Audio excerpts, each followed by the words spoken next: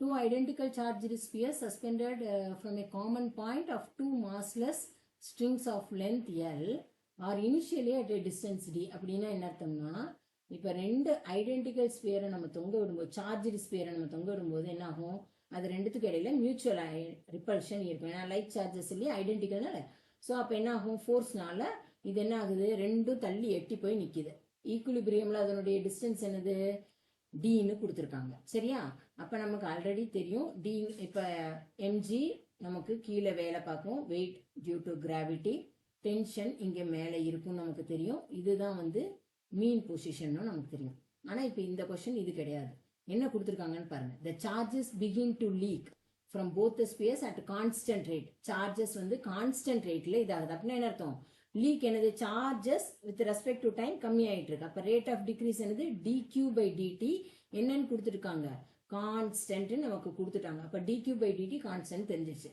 As a result இந்த charges கம்மி ஆகிறதுனால ரிப்பல்ஷன் கம்மியாகி அது ரெண்டும் ஒன்றை நோக்கி இன்னொன்று வருது. Velocity with velocity V they are approaching each other. இப்போ நம்ம அதை வந்து டிஸ்டன்ஸ் எக்ஸை வச்சு எழுதணும். அப்போ என்ன, இப்போ சார்ஜஸ் லீக் ஆகிறதுனால நமக்கு என்ன ஆகுது, டிஸ்டன்ஸ் கம்மி ஆகுது. அப்போ நான் எகெயின் பணம் வரையும் போது என்ன ஆகும், எனக்கு இப்போ இது ரெண்டு இதுன்னு எடுத்துக்கிட்டேன்னா ஃபோர்ஸ் எப்பவும் இங்கே தான் இருக்கும், எலக்ட்ரோஸ்டாட்டிக் ஃபோர்ஸ் ஆஃப் ரிப்பல்ஷன்.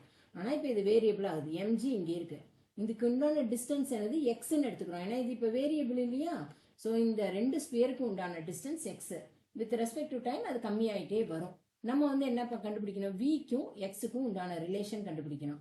இது வந்து மீன் பொசிஷன்னா இது டோட்டல் டிஸ்டன்ஸ் என்னது, இது ரெண்டுத்துக்கும் நடுவில் இருக்கக்கூடிய டிஸ்டன்ஸ் எக்ஸ். அப்ப இது என்ன டிஸ்டன்ஸ், எக்ஸ் பை 2. லென்த் என்ன கொடுத்துருக்காங்க, எல்ன்னு கொடுத்துருக்காங்க. சரியா, அப்ப இந்த ரெண்டு இதுவும் எனக்கு தெரிஞ்சு போச்சு. இப்ப இந்த ஸ்ட்ரிங் வெர்டிக்கலோட எவ்வளவு ஆங்கிள் மேக் பண்ணுது, தீட்டான்னு மேக் பண்ணுது. கரெக்டா, அப்ப ஜஸ்ட் இதை நான் வந்து இப்படி எக்ஸ்டெண்ட் பண்ணினேன்னா இந்த ஆங்கிளும் எனக்கு தீட்டா தானே.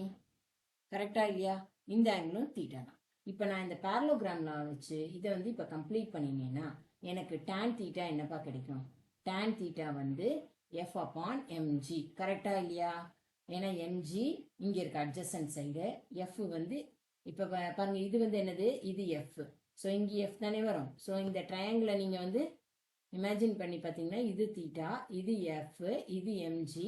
So opposite by adjacent F by MG. கரெக்டா இல்லையா. ஸோ அப்போ எனக்கு டேன் தீட்டா வந்து என்னது, எஃப் பை எம்ஜின்னு கிடைச்சிருச்சு. ஸோ இது ஈக்குவேஷன் 1. இப்போ இதே மாதிரி நான் என்ன பண்ணலாம், இன்னொரு ட்ரையாங்கிள் எனக்கு இருக்கு இல்லையா, அந்த ட்ரையாங்கிளை நான் வந்து ஷேடு பண்ணுறேன். என்ன நேம் எல்லாம் கொடுத்து டைம் வேஸ்ட் பண்ண வேண்டாம். ஸோ இந்த ட்ரையாங்கிளும் ரைட் ஆங்கிள் ட்ரையாங்கிள் தானே எனக்கு. அப்போ இதில் டேன் தீட்டா போட்டோம்னா அந்த ஆங்கிள் தீட்டா தானே. தீட்டா போட்டோம்னா என்னது, ஆப்போசிட் பை அட்ஜசன்ட். கரெக்டா, எனக்கு ஆப்போசிட் எக்ஸ் பை 2 கிடைச்சிருச்சு மேம். ஆனால் அட்ஜசன்ட் எனக்கு பைத்தாகரஸ் தியரம் யூஸ் பண்ணுங்க. இது ஹைபாட்னஸ் எல் ஸ்கொயர்னா இது என்னது, எக்ஸ் ஸ்கொயர் பை 4. அவ்வளோதான். So it is under root L square minus X square by 4. கரெக்டா, அப்போ இது ரெண்டும் எனக்கு ஈக்குவலாக தானே இருக்கணும். tan தீட்டா ஈக்குவல் தானே. ஃப்ரம் 1 and 2 நான் என்னன்னு எழுதலாம், ஃப்ரம் 1 and 2 tan தீட்டா ஈக்குவல்னா F by MG must be equal to X by 2 divided by under root L square minus X square by 4. கரெக்டாப்பா. ஆனால் எஃப் என்னதுப்பா, ரெண்டு சார்ஜுக்கு நடுவில் இருக்கக்கூடியது.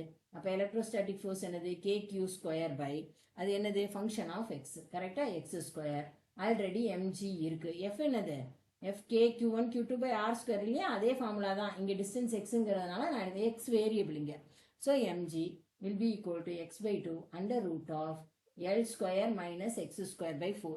இது வரைக்கும் புரிஞ்சுதா. இப்போ என்ன பண்ணுறோம், நம்ம இதை சிம்பிளிஃபை பண்ண ட்ரை பண்ணுவோம். இதை சிம்பிளிஃபை பண்ணணும்னா என்ன பண்ணலாம், L square minus X square. கரெக்டா, இப்போ 4L ஸ்கொயர் வேறு வழியே இல்லை. நம்ம இதை எடுத்துதாங்க. சரியா, இப்போ K Q square by X square MG.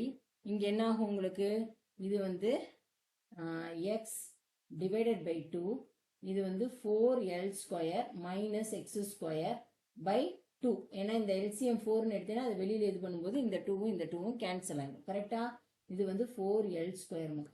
So K Q square by X square MG. when I compare, okay, எல்லுக்கும் எக்ஸுக்கும் நாம கம்பேர் பண்ணினோம்னா L is greater than X. கரெக்டா இல்லையா. L வந்து எக்ஸை விட கிரேட்டர் தென். ஓகே, இங்கே டிஏ வந்து என்ன சொல்லிட்டாங்க, L is very very greater than D. இங்கே கொடுத்துருக்காங்களா இல்லையா பாருங்க, L is very very greater than D. அப்போ கண்டிப்பாக என்ன ஆகும், எக்ஸ் வந்து எக்ஸை விட எல்லுக்கு மேலே இருக்கும். அப்போ நான் எக்ஸை இக்னோர் பண்ணினேன்னா எனக்கு என்ன ஆகும், இந்த இதுலேருந்து 4L² மட்டும் வரும். 4L² எனக்கு என்னப்பா வெளியில் எடுத்தேன்னா என்ன ஆகும், 2L தான் இருக்கும். அப்போ x/2L. சரியா, இப்போ எனக்கு என்ன தேவை, Q தான் தேவை. Q² வேணும்னா நான் என்ன பண்ணணும், x³ okay, x³ mg divided by 2LK. இப்போ இதில் எல்லாத்துலேயும் பாருங்களேன், M constant, G constant, L length of the string constant, K constant, இது எல்லாமே கான்ஸ்டன்ட்டுங்கிறதுனால Q² is directly proportional to x³. எழுதலாமா, முடியாதா? அப்போ Q வந்து is directly proportional to x⁴ 3/2. ஏன்னா ஸ்கொயர் ரூட் எடுக்கணும், 3/2 ஆகிடும். கரெக்டா? அப்போ இப்போ என்ன கொடுத்துருக்காங்க, எனக்கு dq/dt வந்து கான்ஸ்டன்ட்னு கொடுத்துருக்காங்க. ஸோ நான் இப்போ கொடுத்துருக்கிற ஃபங்க்ஷனை Q எனக்கு தெரியும். அப்போ d/dt ஆஃப் Q என்னது, x⁴ 3/2 என்னது, கான்ஸ்டன்ட்னு நான் எடுத்துக்கலாம். சரியா, அப்போ இதை வந்து என்ன பண்ணலாம், நம்ம டிஃபரன்ஷியேட் பண்ணால் x⁴n டிஃபரன்ஷியேஷன் என்னப்பா, டிஃபரன்ஷியேஷன் வந்து n x⁻n-1. அப்போ 3/2 x⁴ 3/2 - 1. இங்கே என்னது, நம்ம வித் ரெஸ்பெக்ட் டு t பண்ணுறோம், ஆனால் இது என்னது x. அப்போ dx/dt must be equal to 0 வரணும். கரெக்டா?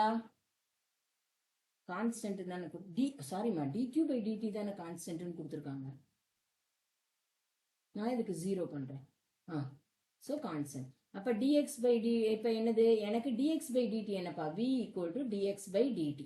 அப்போ இங்கே என்ன ஆகும் உங்களுக்கு, 3/2 x⁴ 3/2 - 1. அப்போ 3/2. அப்போ என்ன ஆகும், இது எல்சிஎம் எடுத்தோம்னா 3 - 1 3 - 2/2 ஆகிடும். அப்போ எனக்கு 1/2 இருக்கும். 1.5 - 1 இஸ் என்னது, half தானே.